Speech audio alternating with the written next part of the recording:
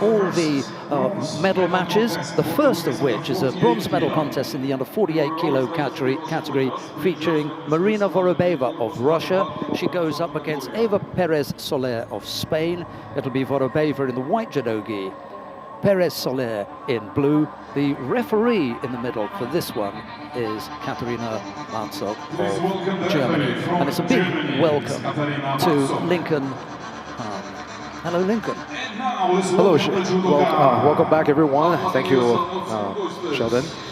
Well, we saw some really interesting fights today. It's a very competitive day, and the women's under 48 kilograms category started with 21 players, and we had actually, I have to say, in the finals block, there isn't that much surprise in the sense of that we do have the top seeded players for the most part. Yeah, exactly.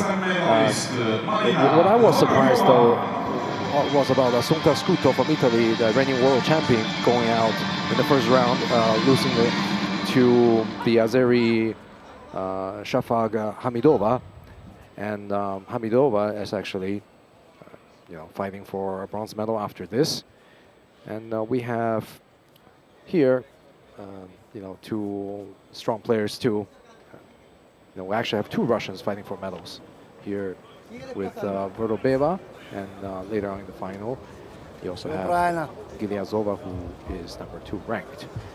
Yes, 1 and 2 have made it to the final. I just wanted to say I apologize to everyone at home about that. I missed the graphic. It gave a nice route to the bronze medal contest for this pair, and maybe we'll do that, but we'll definitely do it for the finalists. So PEREZ SOLER in blue from Spain. Not a big thrower, but she's tenacious. She takes her time, and you saw her earlier fights. Several of her fights went to the distance. Yeah, she had a lengthy battle with one, didn't she? Yes. Her compatriot,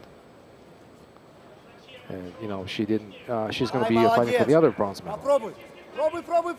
And here, VOROBEVA has a good Uchimata, and she tries to threaten with that to switch into Sumigaishi. And now she gave us some time, because earlier you saw one of the matches where she was too quick. She didn't give reaction.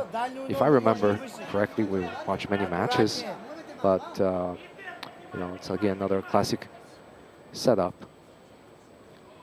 especially given the height difference between the two. VOROBEVA always looks for that right arm over the top whenever possible.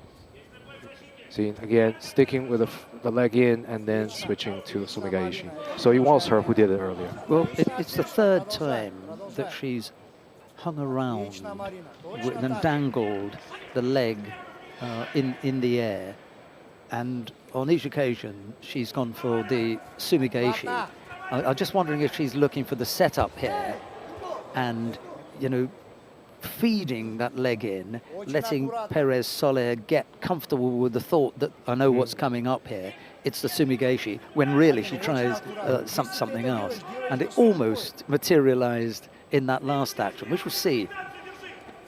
It's she's lucky now, like there's no Sukuinagi with the hand. So, Yeah, so as we were saying earlier on, you can afford to stay upright and put the leg there. Exactly. There's no one can grab it.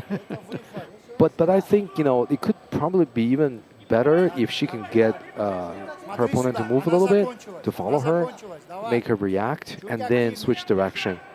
And it looks like now this match is just a battle of penalties.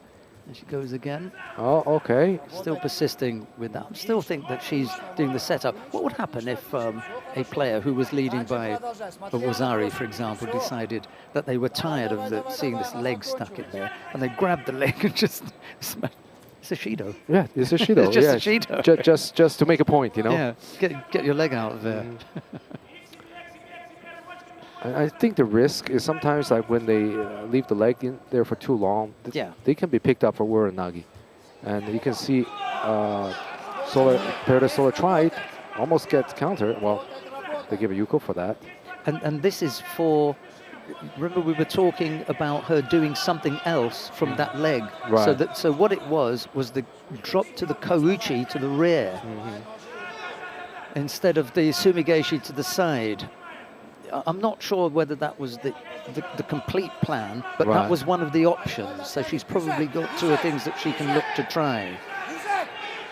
And that was one of them. Oh, Saikomi, arm is wrapped up. Yeah, this is very tight. Yeah. It's going to be hard to get out. There's no power left. The second yuko. Yeah, 3.5 minutes already gone from your arms and your chest. Once that is on.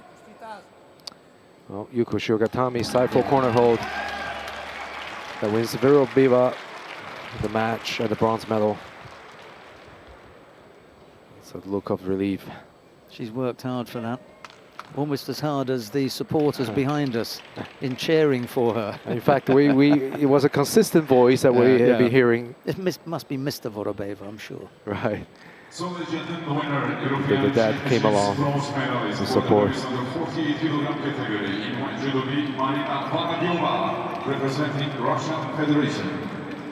And that first bronze medal goes to Russia. Okay, the strategy paid off. That sticky leg. Yeah, you know, sticky leg, I like that. Because all she needed was a yuko to stay, you know, ahead. Put the pressure on her opponent. Yeah, I'm not going to suggest that